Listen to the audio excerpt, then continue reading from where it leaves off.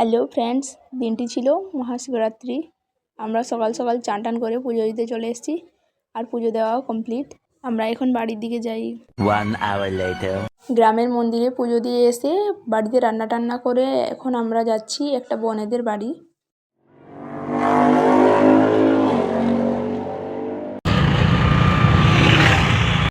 এখান থেকে মিষ্টি নিয়ে নিলাম, আর আমি খাওয়ার জন্য একটা রসমালাই নিলাম,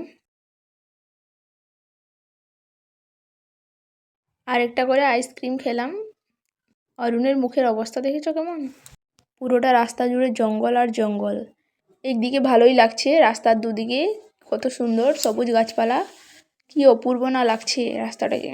আর একদিকে ভয়ও লাগছে।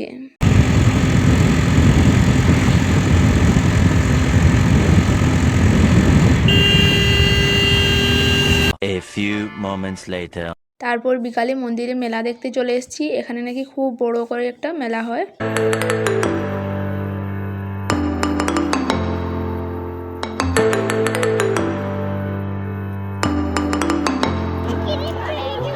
এখানে আইসক্রিম নাই। আরে বাবু এখান থেকে ঘুরে আসবো, চল তোকে আইসক্রিম কিনে দেবো।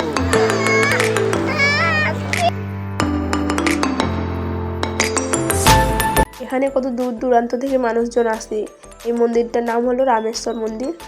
এখনও সন্ধ্যা হয়নি, এতটা ভিড় হয়ে গেছে বিকালে। তাহলে রাত্রে কতটা ভিড় হবে ভাবুন। এখানে কিছু একটা অনুষ্ঠান হবে। এখানে 4-5 দিন ধরে মেলাটা থাকে। অরুণও ফুচকা খাওয়ার জন্য বাটি ধরে নিয়েছে। কি খাবে? এখান থেকে আমাদের বাড়ি যেতে প্রায় 1 ঘন্টার মতো সময় লেগে যায়।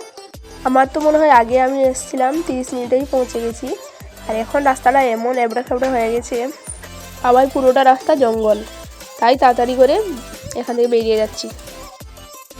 ওইখান থেকে এসে এখন আমাদের গ্রামের মন্দিরে চলে এলাম।